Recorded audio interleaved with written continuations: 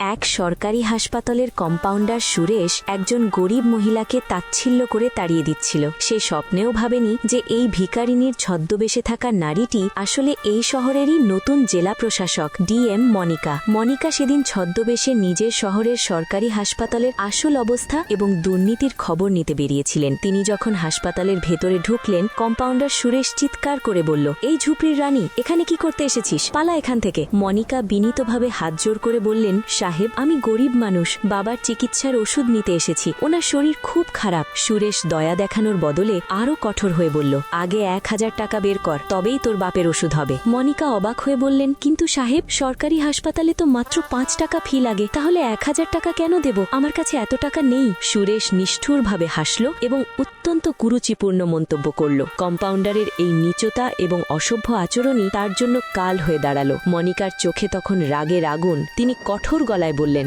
শাস্তি এখন তোমার হবে। সুরেশ কিছু বুঝে ওঠার আগেই সাইরেন বাজিয়ে পুলিশ ফোর্স হাসপাতালে পৌঁছে গেল। একজন ইন্সপেক্টর দৌড়ে এসে মনিকাকে করকর করে স্যালুট দিলেন এবং বললেন, ম্যাম, ফোর্স তৈরি আছে। ডিএম মনিকা তৎক্ষণাৎ ওই কম্পাউন্ডারকে গ্রেপ্তার করার নির্দেশ দিলেন এবং তার লাইসেন্স বাতিল করার জন্য মেডিকেল বোর্ডকে চিঠি পাঠালেন। মুহূর্তের মধ্যেই সেই দুর্নীতিবাজের দম্ভ চূর্ণ হল।